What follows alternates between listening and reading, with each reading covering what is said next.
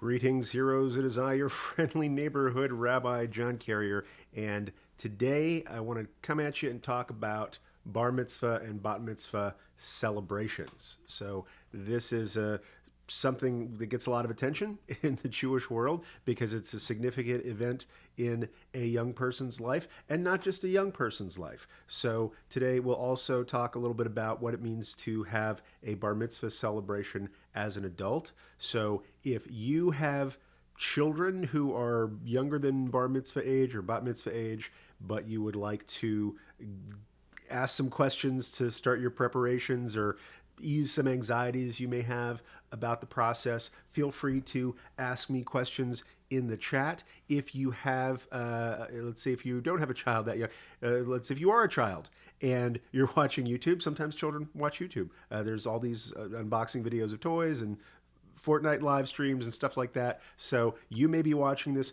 because you are preparing for your Bat Mitzvah celebration or your Bar Mitzvah celebration. And that's cool. Congratulations. I'm excited for you. But you may have questions about that, or you may have anxiety or fear or stress about that. And you have some questions that if I answer those questions, maybe that might put your mind at ease. So before we get too much more into that, just want to go check the chat. My friend Vanessa is already asking a question. What's an appropriate gift? We'll get into that in just a bit. Another reason you may be watching this, if you are not a child, if you don't have a child or are not a child, but you are an adult, you might have a question about whether an adult can have a bat mitzvah or bar mitzvah celebration. You may wonder whether there are certain things you can do in Jewish life if you are an adult and you didn't have that celebration. I once had a good friend and colleague of mine in Jewish leadership was doing a service in the synagogue, and I asked her if she wanted to wear a talit, and she says, and I'll just say she was older than a bar mitzvah child, she was an adult, and she says, I don't know if I can wear a talit. I never had my bat mitzvah celebration. And so that's not how that works. And I was like, try to be nice and gentle about it and say, like, look, just because you haven't had this celebration as a child doesn't mean that you can't do Jewish stuff as an adult. And I walked her through it. And I think there must be a lot of other people out there with that same concern, that same question, that same myth in their minds that needs to be busted. And so we're going to bust that myth today. Before we get too deep into it, I just want to shout out to my friends here. I got Vanessa, I got Jason, I got Ruthie. We got some regulars. This is like Cheers. Like everybody knows your name here. I know a lot of these names. And if we have any new friends joining us, that's totally cool too. And I'm doing this as a live chat, so you may be hearing this on a recording. If you have questions afterwards that don't get answered live, feel free to throw them into the comments to this YouTube video, and I will get to those just as quick as I can. And if you're listening to this via a recording and you're not on YouTube and you have a question for me, feel free to reach out to me on my Facebook page at Rabbi. It's the Facebook.com. It's not the Facebook. It's not like the Batman. It's Facebook.com, and I think it's /Rabbi Carrier or something like that. But you can find me on Facebook. Send me messages in the PMs or put something on there. Whatever questions you have, I'm happy to answer them as quickly and as thoroughly as I can. So before we jump into the topic, I just want to say if anybody, if this is your first time watching one of my videos, I have others. So if you have Jewish questions, just look on my YouTube channel, search it. I've got about 160 videos at this point, or getting towards 170 on various Jewish topics, including Bar Mitzvah and Bat Mitzvah, cradle to grave type stuff. This week so far live, we've talked about weddings, and we've talked about Jewish funerals, and now we're talking about another important life cycle event, Bat Mitzvah or Bar Mitzvah, and everything in between. Cradle to grave information about Jewish life on this channel. So watch another video, watch 10 other videos, watch 100 other videos. You do you, okay? And one more thing, a couple of other ways that you can connect to me. I have a podcast, the Jew Curious Show podcast, and you can find that at jewcurious.show. You can find it on iTunes, Stitcher Radio, Google Play, all the places. And we've got some great new interviews out recently. Got about 23 episodes, 24 episodes in the can there. So you can learn with me on the podcast. You can learn with me on this channel. You can download a guide. If you're watching this, you're going to see some URLs in the video or down in the description to this video of other ways that you can connect. I've got a free guide for Jew-curious people who want to upgrade their Jewish learning experience. And I also have a connection to a school, the Jew-curious School, where we've got dozens of students at this point in there learning with me live in a private setting in an interactive style with text sheets and downloadable audio. But my favorite thing about it is the community, how people interact and support each other within this school. So enough about that. Let's take a little break for fuel and check the shout outs. That's my teaching gas right there. So we've got Teresa coming in from Cyprus. We got Vanessa, I think she's coming in from Germany. We got people from all over the place. Before we give you my lecture-y stuff, go ahead and answer some of these questions here. What is an appropriate gift? Let's see. I'm going to save that one for later. Somebody says, I'm just watching for brain food. Is it 12 or 13 for girls? I see both. I'll answer that in just a bit. Don't you have to have a bar bat mitzvah to read the Torah? Short answer is no, and I'll explain that in a minute. And Teresa says, hi from Cyprus. High five, Teresa from Cyprus. So the first thing I want to do is explain what the term bar mitzvah or bat mitzvah means. I mean, it sounds like, if just using it in American vocabulary, it sounds like a party. It's like, oh, I'm going to so-and-so's bar mitzvah. Or I'm going to so-and-so's bat mitzvah, or somebody's got a bar mitzvah or bat mitzvah coming up. And so, yes, in vernacular English, that's the name of the event. I like to call them bar mitzvah celebrations or bat mitzvah celebrations rather than just a bar mitzvah or bat mitzvah. That's just technical rabbi nerd stuff. The reason for that, though, is that the word bar mitzvah is a technical term in sort of combination of Hebrew and Aramaic. Bar is sort of the Aramaic version of ben, which means son or child or progeny in other contexts. But in this case, it means the age of mitzvah. So in Hebrew, if I wanted to say I was none of your business years old, let's say if I had a 3-year-old child, I don't anymore, and survive that. If I had a 3-year-old child, I would say he was ben shalosh. That's how we say 3 years old or age 3. Or bat shalosh is a 3-year-old girl. So bar mitzvah doesn't mean, sometimes people literally translate it as son of the commandment. So bar can mean son, and mitzvah means commandment. So it's not son or child of commandment. It means age of commandment. So the best, I'll say, technical legal translation of bar mitzvah or bat mitzvah for females is age of majority. So in American civil law, for example, I think the commonly accepted age of majority, meaning someone is treated differently under the law when they are under this age than when they are over this age. Like if you commit a crime as a minor, there's a different consequence, different legal process than if you commit a crime as an adult or a major, I guess. So we treat adults and children differently under the law because we acknowledge that they have different levels of maturity, which means different levels of responsibility for their own action. And so whatever legal climate you're in, that age, that age number, that border is called the age of majority. And so once somebody reaches that age, whether they have a party or not, they are legally responsible for the laws of the land. Similarly, in Jewish law, once a child reaches the age of legal majority, or bar mitzvah or bat mitzvah, then that child is now responsible for the mitzvot, right? And this is various Jewish interpretations of what mitzvah is. Some people say, oh, it's a good deed. It's what good people do. It's helping an old lady across the street. It's picking up trash. It's healing the world. So yes, many mitzvot are good deeds.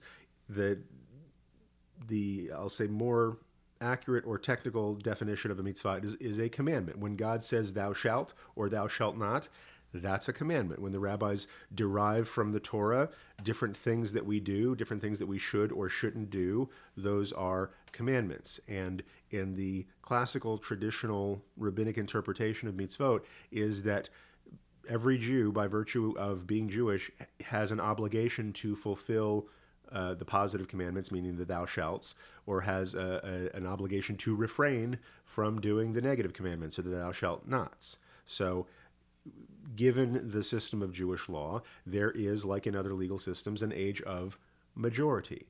And so when a person is a child, we can't expect them to necessarily take responsibility for all their actions. And so in the Jewish tradition, if somebody, let's say, breaks a commandment from the Torah and they're 7 years old, well, they're not held accountable, but their parents might be held accountable. Once a child reaches the age of majority, the parents are no longer held accountable for any infraction or omission that the child is obligated for under Jewish law. And so that age of majority in the Jewish tradition is 13 years old for boys and 12 years old for girls. So the rabbis recognized a long time ago that women mature faster than men do, and so women became obligated for the mitzvot at a younger age than boys do. Ruthie had asked the question, is it 12 or 13 for girls? I see both. So we're talking sort of like legalese stuff. We will get into the party and the service and stuff in a second.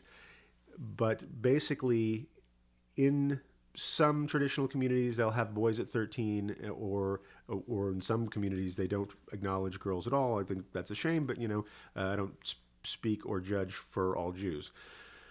But in some places, they observe this status for girls at 12.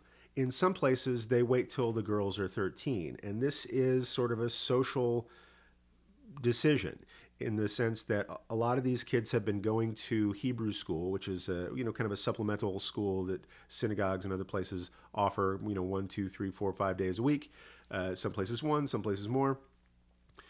And these kids are in the Hebrew school, and they're sort of going by grade level. And it seems a little bit weird to have the boys who are in the same class and girls who are in the same class not having it in the same year, because once you hit that age, it becomes like the Bar Mitzvah year. It's sort of like a graduation from Hebrew school, if you will, or some significant demarcation point. And so these kids have been in the same class all along, and therefore they or their families might want to celebrate all their celebrations in the same year. So some communities, rather than sticking strictly according to Hoyle, will do girls at 13 because their male classmates are having it that same year, and these families actually in the process really bond and like helping each other and supporting each other in their celebrations. So that's why you see it both. Black letter law, girls are bat mitzvah at 12. However, for reasons of social community type stuff, often they celebrate them at 13. So let's see what other kind of questions we have before we get into the party stuff. Let's see. The Torah is read without vowel markings. Yes. Let's see. Howdy from Florida. And the question was popular. Was a bar mitzvah, bat mitzvah for adults after conversion? So we will talk about that today. Don't let me forget. Maybe a silly question, but while watching a service, I heard the rabbi call out to a girl that the next time this parsha comes around, she will be reading it. That's an interesting observation. We'll talk about that in just a second. Do many synagogues schedule their kids for bar mitzvah over a year in advance? Yes, they often do, especially because, and I'll speak to both of these things, the bar mitzvah or bat mitzvah usually happens around the child's birthday, because what we want to do is celebrate their ascension to a different status, as soon as it happens. And so when their birthday is going to be several years in advance, because it happens the same time every year. It actually happens to go by the child's Hebrew birthday. In most settings, it goes by their Hebrew birthday rather than the birthday on the secular or Gregorian calendar. And so you know the day that a child is born, you can find out what their Hebrew birthday is. If you don't know a child's Hebrew birthday, there's a great website called hebcal.com, hebcal.com, and you can type in a date from the secular calendar, and it can translate for you into the Hebrew calendar, and you can find out your child's Hebrew birthday. And then you can, plug in what the equivalent day would be when they are 12 or 13, and you know that their bar or bat mitzvah celebration, if you're doing it in a synagogue in sort of the normal American fashion, that you know that their bar mitzvah will be that Shabbat after their Hebrew birthday. And if you know the date of that Shabbat, there's a way to find out what the Parsha is. Hebcal.com is a great resource for that as well. So it's all charted out, and you can, say the day a kid is born, you can go online and do a little research or look at books and charts and things and say, if her bat mitzvah celebration falls on the Shabbat after her Hebrew birthday in the year 12 or 13 years from now, you can know what their Torah portion is. Now, we don't start kids at birth studying this Torah portion.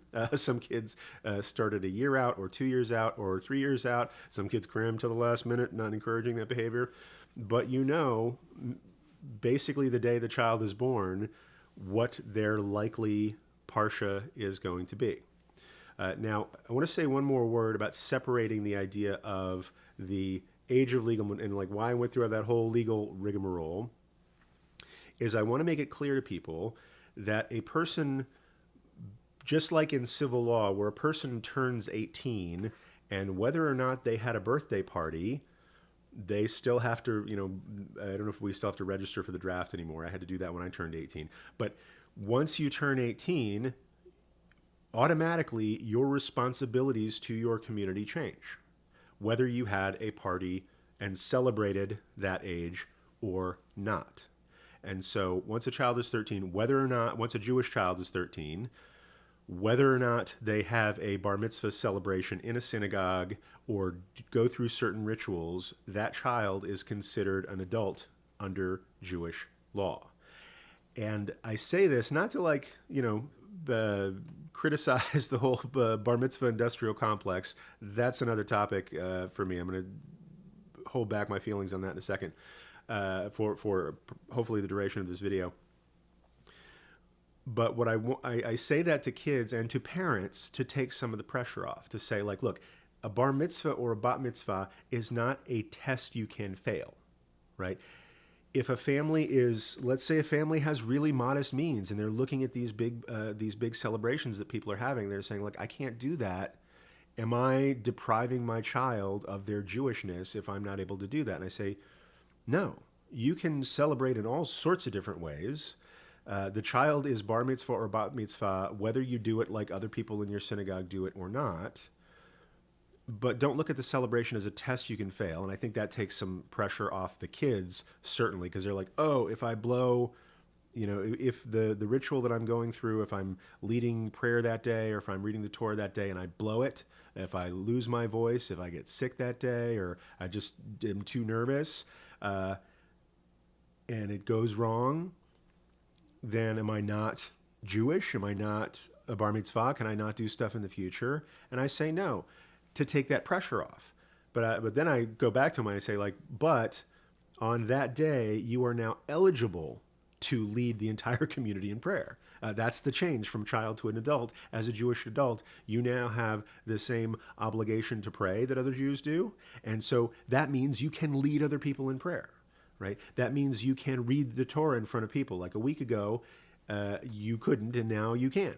And so, we don't necessarily have children reading Torah in public or Haftarah in public. That's usually reserved for adults. So essentially, the bar mitzvah celebration for a child is saying, as soon as you can do these things, we'd love you to show that off, right? We'd love you to celebrate your status as an adult by doing some adult things in the context of the community that has helped bring you up.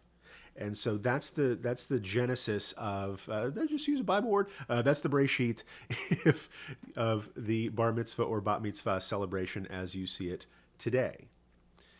And so there's no demarcation line. If you didn't have a bar mitzvah celebration that doesn't mean you are ineligible to do any mitzvah. If you have reached that age, every mitzvah is accessible to you. So I just wanted to kind of bust that myth wide open. I hope I've kind of addressed that for people.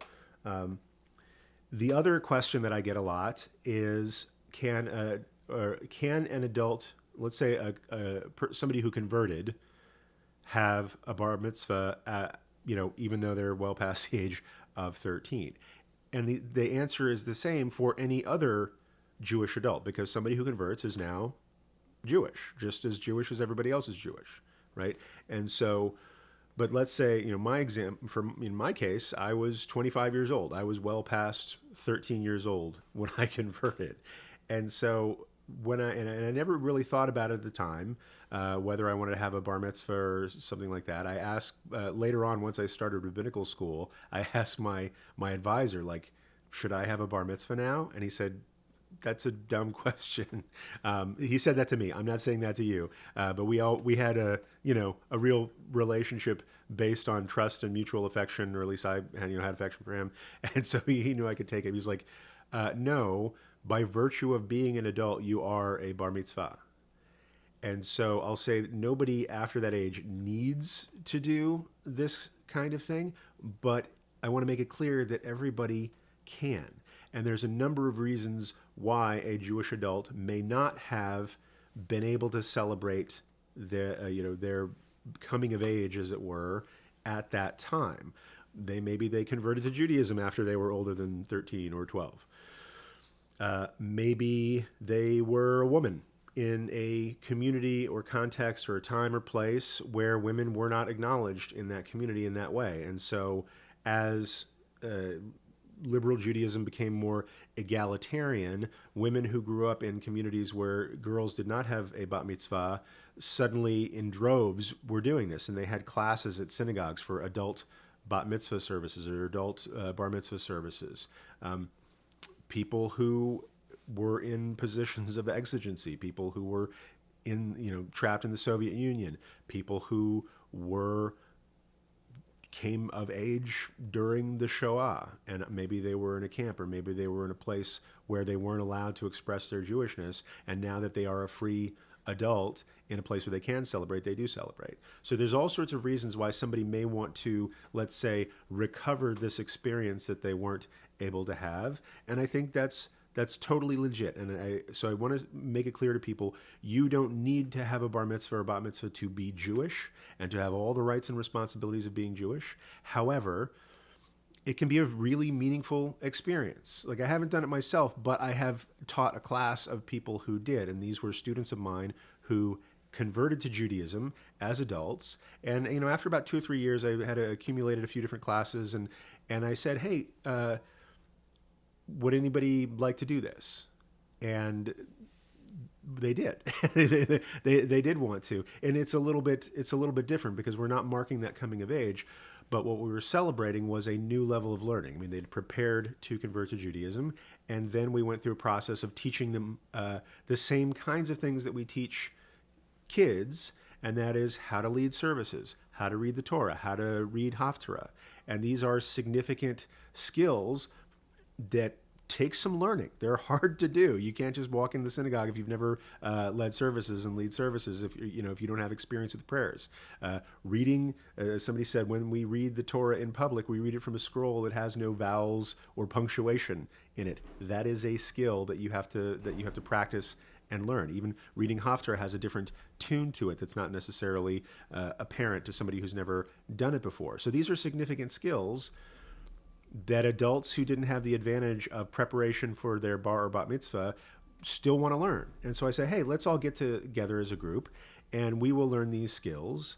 And on a certain day, we're going to celebrate you by asking you to get up and read the Torah and read Haftarah and lead prayers. And maybe we do it as a group where everybody reads a section from the Torah. Maybe they take turns on parts of the Haftarah. Another significant piece of the bar mitzvah celebration or bat mitzvah celebration is a Devar Torah. Devar Torah, best English translation, is a sermon. It just means like words of Torah, where somebody who has studied that section of Torah that's being read that day gives an interpretive drasha, gives their interpretation of it, teaches Torah to the congregation. And so we're asking a child who now is eligible to teach Torah to the entire congregation. So I'm going to do some more questions, and then I'm going to go through kind of some bullet points that I want people to know about the Bar Bat Mitzvah celebrations. So let's jump back into it. Do many synagogues schedule their kids for B'nai Mitzvah? And I'll say B'nai Mitzvah because I like that better than Bar Bat Mitzvah. But B'nai is just the plural that covers that. B'nai Mitzvah a year in advance. Yes, and many more than that, especially when you have large congregations that, there's only 52 Shabbases in a given year, and you might have a congregation with 1,000 families, and you might have more than 52 kids who have their bar mitzvah in a given year, or you may have close to that, and then there's holidays and things like that. And so it may be necessary to schedule them many years in advance just to make sure the kid gets the date, if you will. And some synagogues say, you have to be a part of the synagogue. You have to be a member of the synagogue in order to celebrate your bar or bat mitzvah there. You have to get on the calendar years in advance. You have to enroll in that school because there's competition for those dates. And so they have to be scheduled well in advance. In some congregations, there's so many kids have to double up, right? And there's also a circumstance, and I just want to say this to kind of ease people's minds. You can celebrate your bar or bat mitzvah anytime after your Hebrew birthday. And so if it's not possible for a host of different reasons, to do the service or have the celebration on the Shabbat immediately after your birthday, you can do it after that. You can do the next Shabbat. You can do it, 2 months later if you want. Like, God forbid the kid is sick or having surgery, or let's say there's a grandma flying in from Italy, but she can't come that weekend, but she could come a month later, and it's really important for her to be there. That's fine. That is still a kosher bar or bat mitzvah ceremony. At what point did it become tradition for this event to become an event that I've seen parents take out a second mortgage for? Oh yes. So I said I wasn't going to beat this drum, but here goes. So the bar mitzvah that you see today is not how it's been done for 2,000 years. I'll just put it that way. So from my perspective, the kinds of celebrations that we have today are more a function of, let's say, American culture than and not just American, but like, so yeah, maybe American culture. So that they have become extravagant affairs that people spend lots of money on. That's, I think, let's say a happy outcome of American prosperity over the last 50 or 100 years, right? I'll tell a quick story about a friend of mine, Alava Shalom. His name is Barney, and he told me about his bar mitzvah. Now Barney I think Barney was born in the 1920s, came to this country from Lithuania when he was 7 years old. And then met his father, because his father, the family was together, but then the father came to America early to get work, basically before Barney was even born, and then Barney met his father for the first time when he came over through Ellis Island, I think. And so this was a family that really had to struggle for several years just to make it in America. And he told me about his bar mitzvah, and his bar mitzvah was his father woke him up early on a Sunday morning, or not, excuse me, a Thursday morning, because we read Torah on Shabbat, but we also read Torah on Mondays and Thursdays. So one Thursday morning, his father woke him up a little bit earlier than usual. He says, get your shoes on. We're going to the synagogue on the way to school. So they walk to school, or they're walking on the way to the young man's school. Father stops in a liquor store that happened to be open at 6:37 in the morning. Bought a bottle of schnapps. They went to the synagogue for the regular weekday service, and then in the regular weekday Thursday service, they have a Torah reading with 3 aliyot, with 3 different readings that can be blessed. And Barney knew the blessings, so the synagogue people there, and it couldn't have been like 2 dozen guys maybe, and it was probably all guys. They asked him to say the blessing over a Torah reading, And he did. That was a thing that he couldn't do before he became Bar Mitzvah. He couldn't say that blessing on behalf of the congregation. But he said that blessing, and the service ended, and his father said, "Okay, now go to school." And then to celebrate, the father had had the l'chaims with his friends at the synagogue, but Barney had already gone to school. So all he did was say a blessing, but that's significant because he did a mitzvah for the first time as a Jewish adult responsible for that mitzvah. He was Bar Mitzvah, and his first act as a Bar Mitzvah was to fulfill an important mitzvah, right, of blessing the Torah that's about to be read in front of the congregation.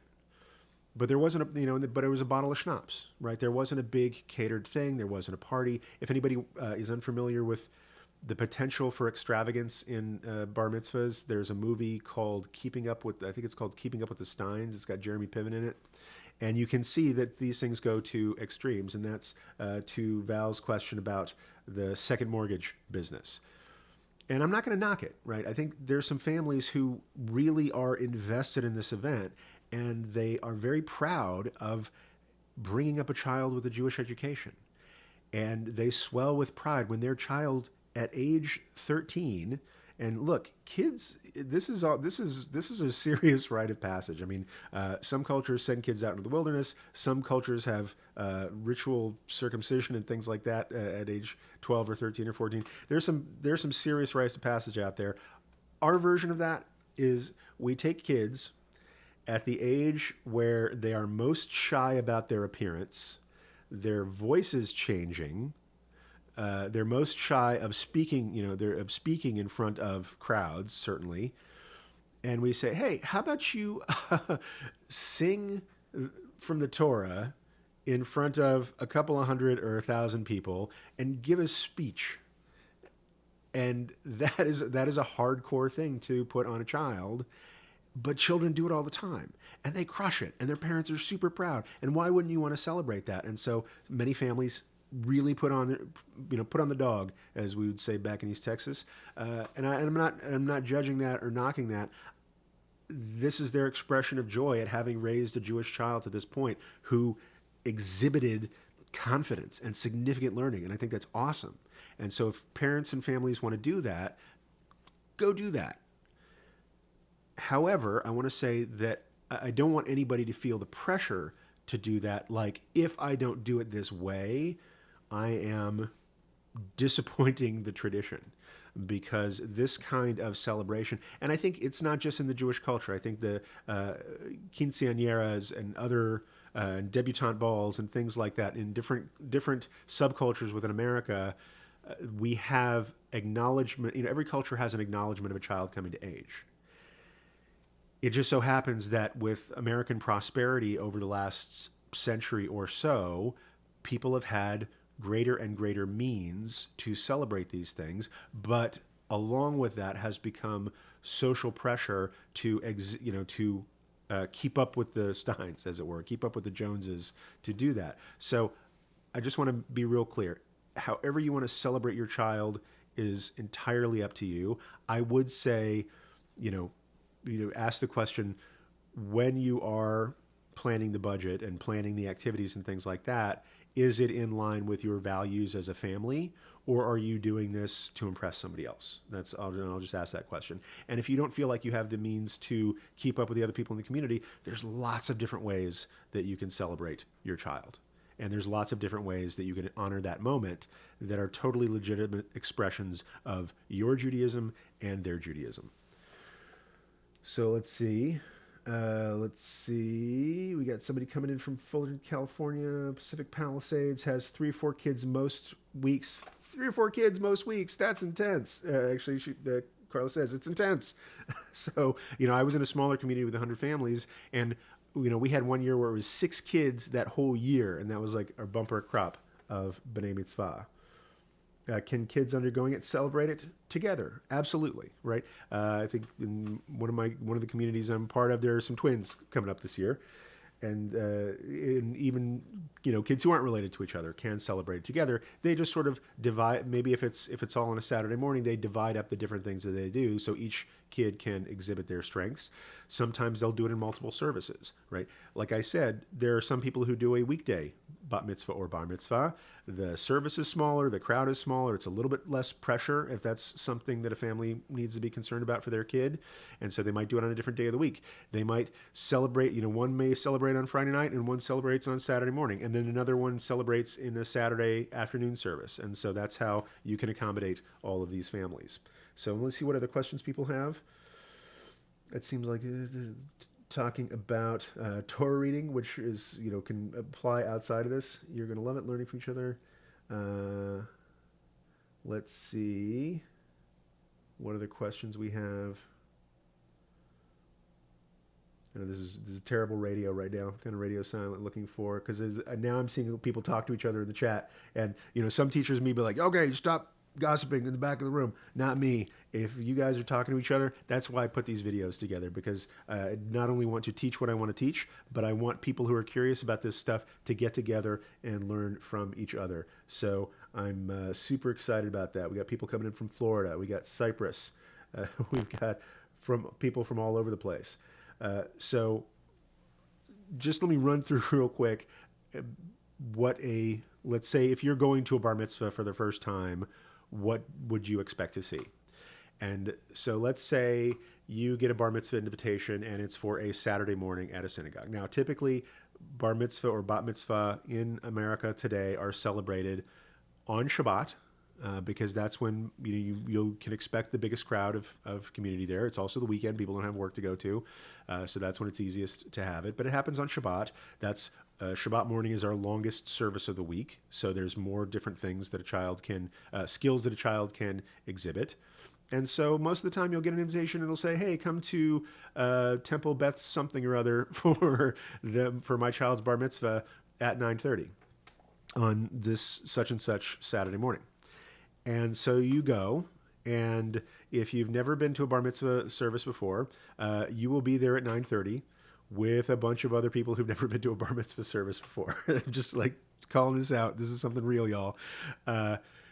Yes, Jewish services are 2.5, 3 hours long. Not everybody goes in the very beginning. Usually it's sort of the hardcore people who really want to pray from, page 2 to page 514. And so often when you see people in a synagogue at 9:30, if they're not regulars that you recognize, you can tell that they're there for the bar mitzvah, because even though it says 9:30, things don't really heat up for half an hour to an hour after that. Sorry, I'm just like spoiling the lives and careers of rabbis and people who love showing up at services on time. I personally do, but you do you. And then just so you'll be prepared for the time, you get there when it says it's starting, and there's like 2 people up front praying, and you don't see anybody there. That's totally normal. That's totally cool. You go in, you make yourself comfortable, you give yourself a little pat on the back for showing up when the invitation said, and then you will notice people sort of filtering in over the next hour or so. So you come to the service. There might be a table there with programs that talk about the child. Many families will put in the program explanations of the service. This could be very handy, especially for people who haven't been to a Jewish service before, to get to know Jewish services. Go during a bar mitzvah, because, on the one hand, it's not necessarily typical of what a Shabbat morning is. And in some ways, you're doing the regular service. So you're doing the whole service is the regular, by the book service. There's just a child leading part of it, or a child leading all of it if they really studied. And so many families will put in their bar mitzvah program, here's what the service looks like. And it talks about different aspects of it. It talks about, okay, should you put a head covering on? Should you put one of these shawls on? What's this prayer mean? What's that prayer mean? What is the significance of this event for this child? And so those are pretty handy. And then there might be a table of commemorative kippot or yarmulkes. So I've actually got a drawer full of these back here. I've got both my sons' bar mitzvah kippot still. I've got my wedding kippah.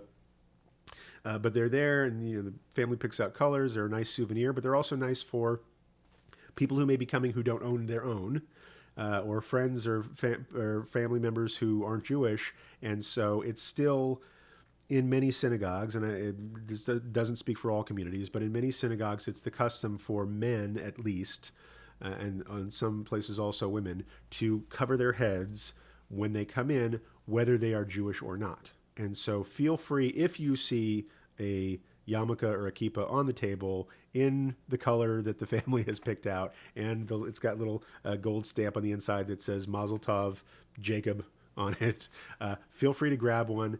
If you see them out there, that's a suggestion that you should be covering your head, and so go ahead and take one and cover your head, and then go inside and make yourself comfortable. There are probably plenty of seats there open at 9:30. So then it's a regular Shabbat morning service. And I've talked about the structure of a Shabbat service in other videos, but you'll have preliminary morning prayers. You will have the morning Shema and Amidah. It usually takes, in most conservative synagogues I know, it takes about an hour to get from the beginning of the service to the Torah service. In that hour, the child may be leading part of that. And I keep saying child, like, hey, as an adult, there's a whole trope where kids would speak at the Bar Mitzvah saying, "Today I am a man," and I'm just going to acknowledge the reality that it doesn't exactly work like that. You are an adult in terms of being responsible for mitzvot. You are not allowed to vote in the civil elections, or drink, or do other things that are, or do other things that are required of adults. You also don't have to, get kicked out of your house and get a job. So the child, it is a child that this is happening to, just a child with a new level of responsibility because of their new level of maturity and understanding. So the child may lead part of the morning service or all of the morning service.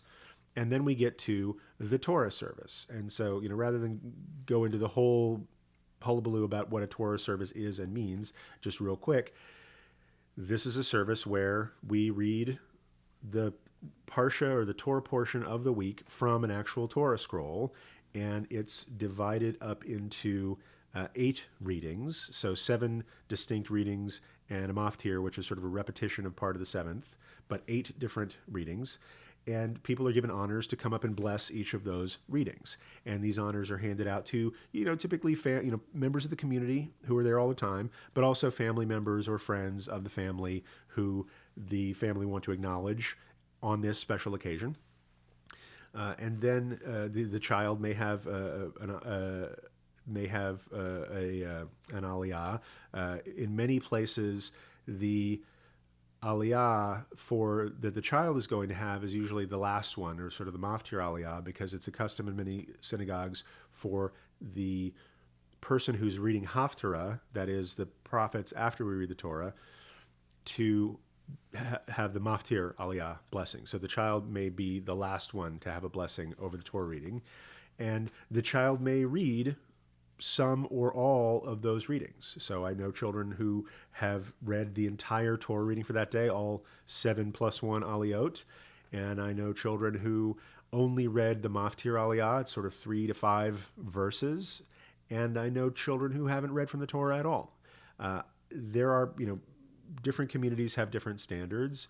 My rubric when I was a rabbi in a synagogue was always, okay, we're going to teach this kid everything they can reasonably be expected to achieve on that day, but I'm not going to make a kid get up there and do something in public that they're not 100% comfortable with, because it's my job to help them celebrate, not be embarrassed.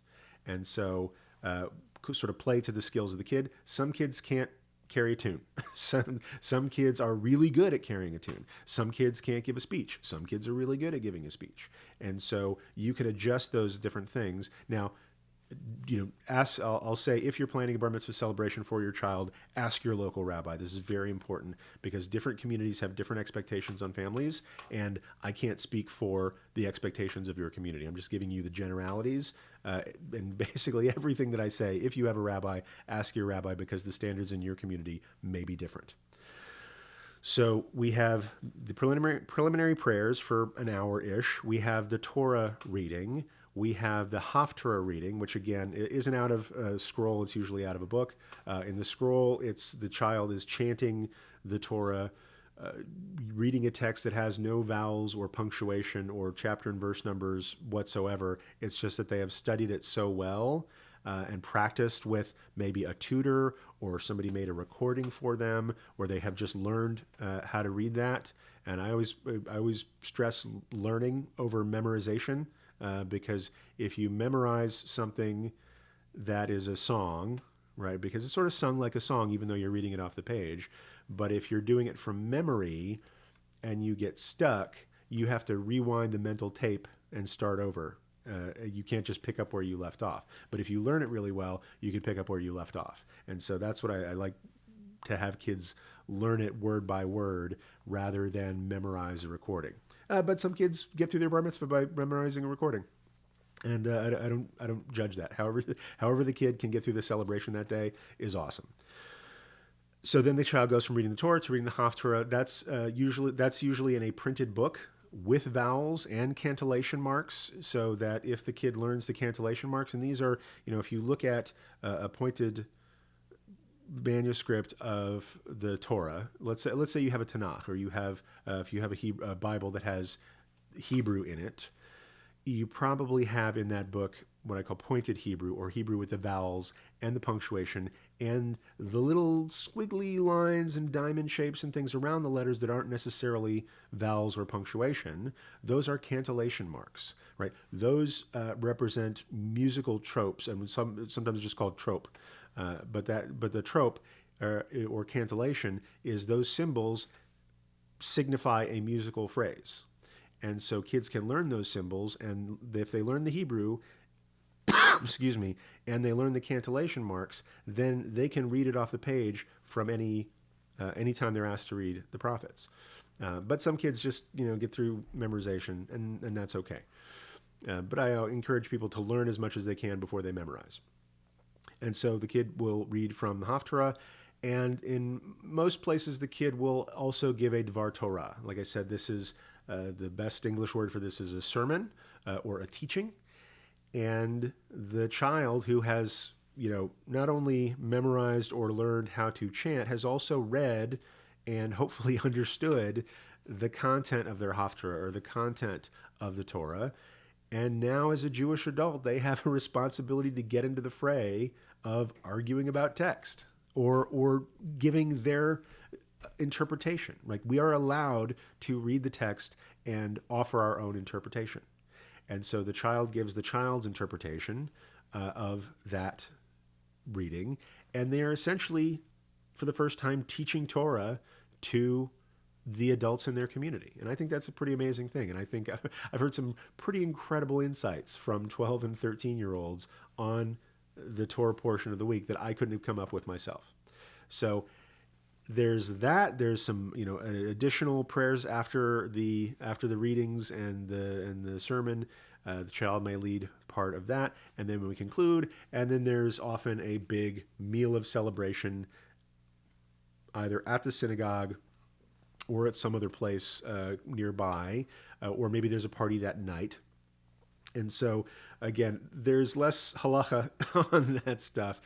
I would advise families not to, do things on Shabbat that they wouldn't normally do on Shabbat. But you might have a party at the synagogue, or like a big lunch. Oftentimes, it's a custom for the family to cater lunch for not just their kid and their family and their friends who are there, but for the entire congregation, because the entire congregation has been in some ways responsible for this child's upbringing, and you are celebrating your kid's adulthood in the context of a community. You should invite everybody into that community to celebrate to some extent. And this could be, shots of schnapps. This could be herring on a toothpick. This could be a fabulous catered meal, right? This could be the sisterhood of your synagogue volunteering and making egg salad or salmon or whatever. So that's entirely up to you and up to the standards and traditions of the community that you are in. And that's what a bar mitzvah celebration looks like, sort of typically in an American synagogue today. So we've been going for about 49 minutes right now. We're getting some great comments here in the chat. I want to go to whatever questions we have here. Let's see. I've got to scroll through. We've got a lot of great commentary going on here, guys. I really appreciate Alexandria, Ruthie, Val, Jason, Kathy, more Jason, more Kathy. I'm just giving shout outs to folks just so everybody knows, God willing, this recording will go into the G Curious Show podcast. So you'll be able to hear, hey, I'm on a podcast. So we got Teresa, and we got Grysicle. I don't know if I'm saying that right. I've seen you on some of the lives this week. Really glad to have you back. Let's see. Besides counting in a minion, being able to read Torah and be... Okay, so I'm going to slow down here because this looks like a good question. Besides counting in a minion, besides being able to read Torah and being able to give a blessing, is there something that you would tell a student is their biggest responsibility now? Ooh, boy. I'm going to have to scratch my head and think about that for a second. I think, because I could say, the other 613, because the child is now responsible for all of the commandments, or at least all of the commandments that it's possible to be responsible for in diaspora without access to a temple and not a farmer in the land of Israel. That kind of cuts down that list of 613 quite a bit. I think the child's biggest responsibility is for the community. I really do. I don't know how to say that better than that. If I did, I'll come up with it in a minute. But I think the child needs to understand that now that they can, they must. And I always kind of default to the Spider-Man speech, with what Uncle Ben said to Spider-Man right as Spider-Man was getting his powers, whereas Peter Parker was starting to get his powers. With great power comes great responsibility. If you're not familiar with Spider-Man comics or movies. But I think it's real. I think it goes even deeper than that. Now that you can be responsible, you are, right? Now that you can interact with this tradition as an adult, that comes with rights, right? But it also comes with responsibilities. You're now in the big boy club, right? You're now in the big girl club. You're now at the adult table. And that gives you access to all sorts of wonderful things that you didn't have access to before. But it's also solidifying your place within the community. And that's why I think it's tragic. I'll just acknowledge the reality of some families piecing out after their kids' bar mitzvah. And I don't necessarily blame them for the reason that some kids, do take on a significant amount of study, and they are just burnt out at the end of that. Or some families, chas v'shalom, and I think this is, I'm going to call this out. This is terrible. Some families will say to their kid, look, just get you through your bat mitzvah, just get through your bar mitzvah, and you never have to go to synagogue again. And I'll say, as a parent, sometimes you say desperate things to get kids to do things that they don't want to do. And if this is the only way you could get your kid to have this celebration, I guess at least the kid gets a celebration. But then to celebrate in the context of community that the child now has some adult responsibility for, and then to leave that community is, I don't know what kind of message it sends, frankly. And again, I don't want to beat up on anybody. People have all sorts of different reasons for doing things. I know being a part of a community can be expensive in terms of resources and time and things like that. But rather than beating up on parents, what I want to say to the kid is, you are now at the adult table. What you now have is, people, and here's something that didn't change. Up to this point, we have always had your back. And beyond this point, we always will have your back. Now, we're counting on you to have our back too, right? And I think that is a transition point. And you can't put all that, complete adult expectations on a child. But I'll say to the child, we've had your back this whole time, and that hasn't changed. What has changed is now we count you among the responsible. And I think that could be, some people may see that as a heavy burden. But man, if I'm a 13-year-old kid and an adult looks at me and says that I am now responsible and gives me that gift and gives me that kind of trust, that would make me feel fantastic. Your 13-year-old may vary. So I'll just say that out. Jason Brown acknowledging, Alava Shalom, Stan Lee, blessed memory, Could be something there when he wrote that Peter Parker speech. Could be. That could be what his father said to him on his bar mitzvah. So that's what I would say to a bar mitzvah child. I'll go back to the original question of the day. Thank you so much, Vanessa, for jumping right in with the question. What is an appropriate gift? So an appropriate gift would be somewhere along the lines of, and when we're talking about budget and things like that, what's an appropriate gift for a child's 13th birthday, right? And because this is a significant Jewish moment in their life, people will give Jewish gifts. But I'll say, don't, go overboard. Give them something of the, I'll say, economic value that you would give to a 13-year-old on their birthday. But make it Jewish, right? And this is just not. Some people just get cash and checks and things like that, and you hear kids saving up their bar mitzvah money for college or going to Europe or doing various things or starting a lemonade stand, what have you. So it's appropriate to give money. I don't like to encourage people to handle money on Shabbat, so maybe you send that to them another time. We also don't traditionally carry on Shabbat, so don't feel like you have to.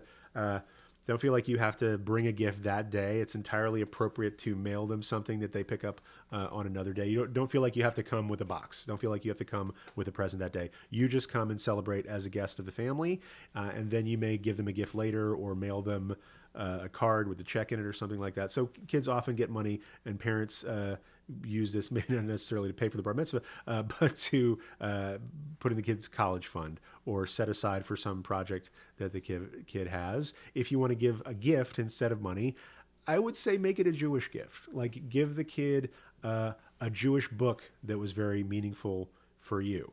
Sometimes kids get ritual items because now they have access to rituals in a way that they didn't before. Often the synagogue will give the kid a gift of a Kiddush cup or Shabbat candlesticks or a book or their own copy of the Tanakh or something like that. But I would say if you want to give the kid a gift, find something, especially if you have some Jewish experience, find something that was meaningful for your Jewish experience.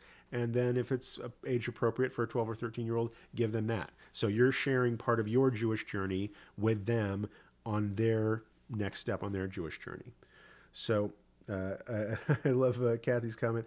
Judaism is a team sport, as you put it. Absolutely. So here's what I'm going to do. Before we wrap up, I'm going to go back through the comments and see, because there's been some great conversations in here. I've got to figure out how to start sorting these. I'm going to see if there are any questions that I missed. If you have a pressing question that I haven't answered yet, please go ahead and retype it. If I missed it, go ahead and retype it in the bottom, and I'll answer it just as fast and as best I can. Let's see. Oh boy, how did I forget this one? Is there really a tradition of throwing candy at B'nai Mitzvah celebrations? Yes. So back in my day, well, I wouldn't say back in my day because I wasn't, back in my day I didn't have bar mitzvah. But I'll say when I first encountered B'nai, so this is a custom that people do at various simchas, various happy occasions, is many communities will throw candy. And this is true sometimes for an aufruf. That's a blessing that a couple will get the Shabbat before their wedding. And I had candy thrown at me there.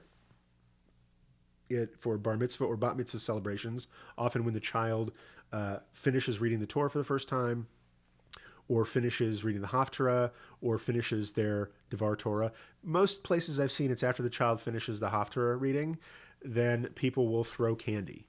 And while the child is, and this is hard, I like to pass out the candy early because it's hard enough to get through your Haftarah without hearing cellophane crackling all over the place because they're handing out pieces of candy to be thrown, and it just sounds like just this it's this very loud sound of people holding on to candy wrappers that they're about to throw. Back in my day, as I was going to say, when I first experienced this, when I went to a Jewish place during a bar mitzvah and candy was being thrown, no joke, it was Jolly Ranchers. Now, I don't know if you've ever been hit by a Jolly Rancher from 20 yards. But we're lucky the Torah scroll wasn't out because it might have punched a hole in it, God forbid. But so now what's more common is, let's say, softer candies. Sunkist makes these great soft jelly candies. They're like fruit juice flavored gumdrops essentially wrapped in cellophane that are kosher. Look for the symbol, but they're kosher, and they fly well, and they don't hurt too much when you get hit by them. And so people will. That's the most common candy I see these days. I actually have a bunch of in my talit bag, just from various bar mitzvahs. And so after the child does a significant event, people will shout Mazel Tov, throw candy at them just as an expression of joy. And then what often happens, if there's a number of children present, then especially the little children will run up to the bima, run up to the front, and pick up that candy. So like that kid's not, whose bar mitzvah it is, isn't going to eat all that candy. So little kids come up, and I always think it looks like pigeons, after somebody drops a bag of popcorn. But all these kids run up and grab the candy.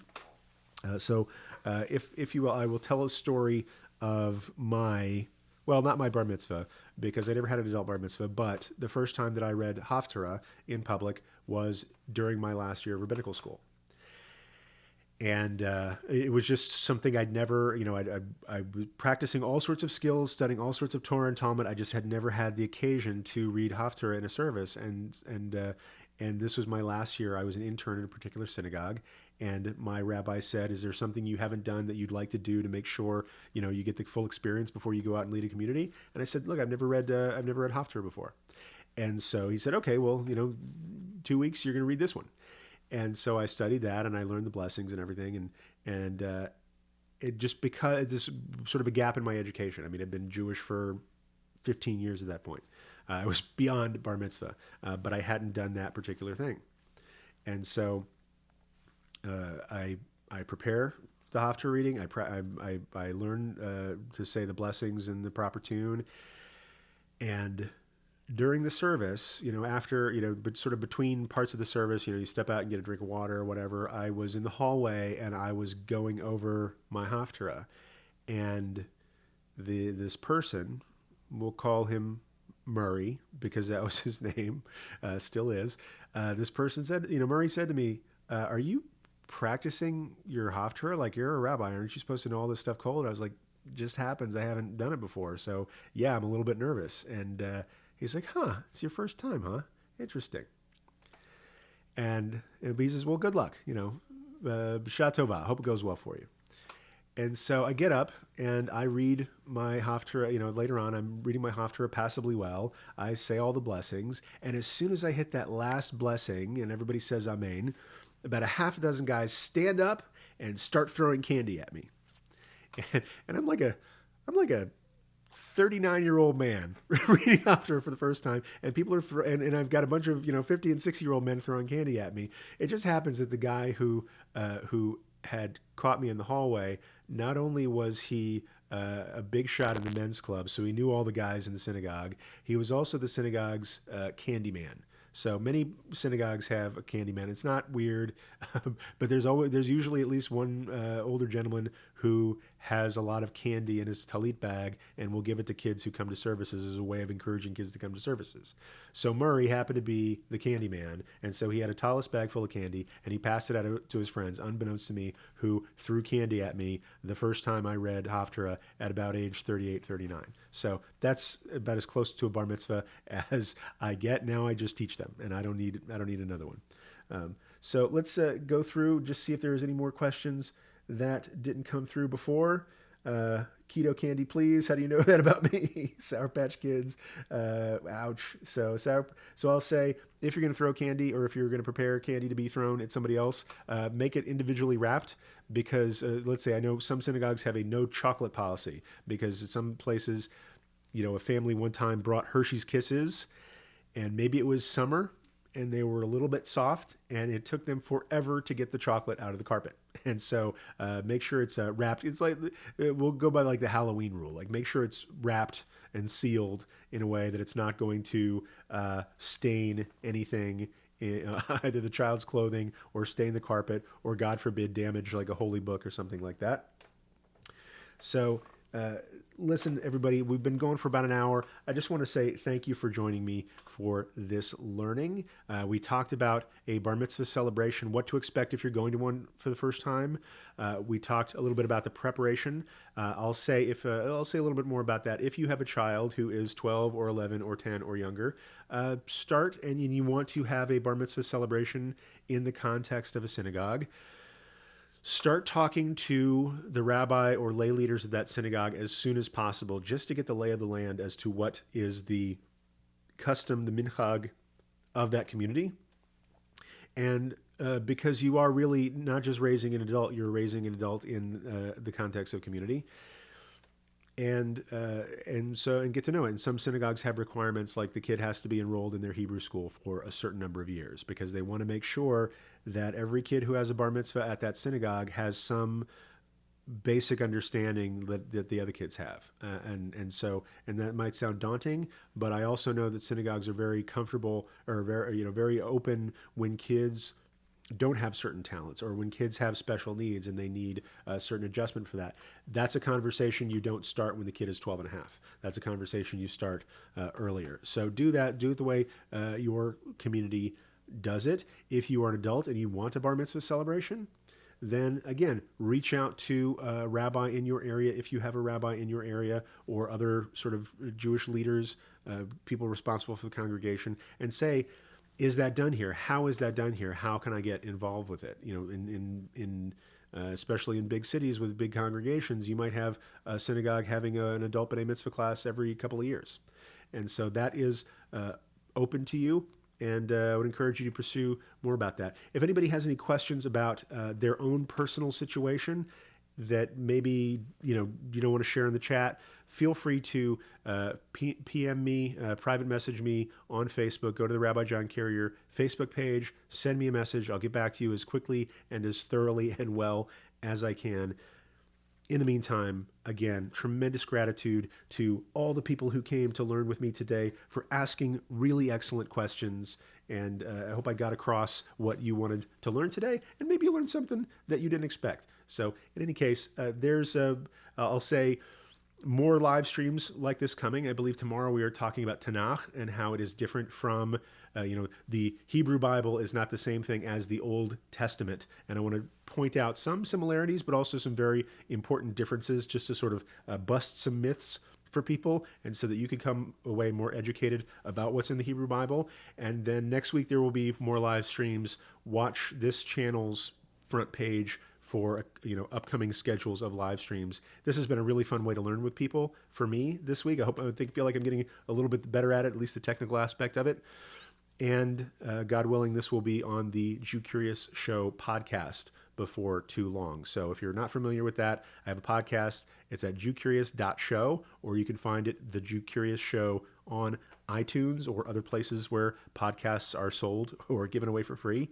And so you can get in the mix there, hear not only these live streaming sessions, but some fantastic interviews we've been having. I've been having really fantastic conversations with people like Rabbi Brad Hirschfield, Professor Jack Wertheimer, who's an author and a professor of Jewish history, and Rabbi Danya Ruttenberg, who is burning up the Twitter teaching Torah. I'll tell you that. She is the best Twitter Torah teacher I know. Had a conversation with her recently that'll be coming out soon. So check that out. Thank you for your questions. Your questions are actually going to be teaching more people through that podcast. So yasher koach to you for teaching Torah today. And until next time, friends, peace.